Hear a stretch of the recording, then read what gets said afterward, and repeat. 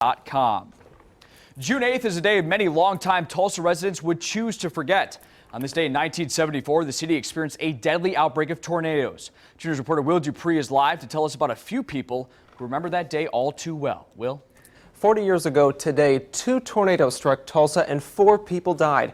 The extensive damage and destruction may have been cleaned up long ago, but memories of that storm are still fresh on the minds of survivors. It took only minutes. Brookside was devastated.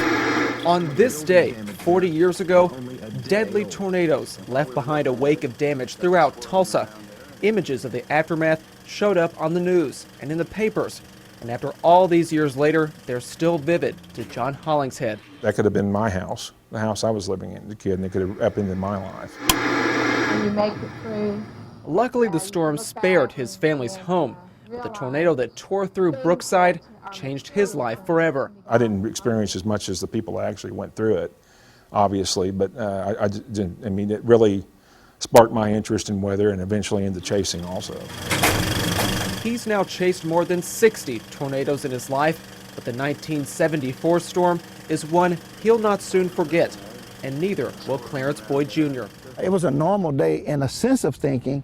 Everybody thinks it's a normal day till a tornado hits. He now works as a dean at Oral Roberts University, but 40 years ago today, he was just a student staying on the campus when another tornado hit. Coming out of the dorm and looking at the 3rd floor gone and realizing that the 2nd floor and you are still there is miraculous. ORU rebuilt, and so did the rest of Tulsa.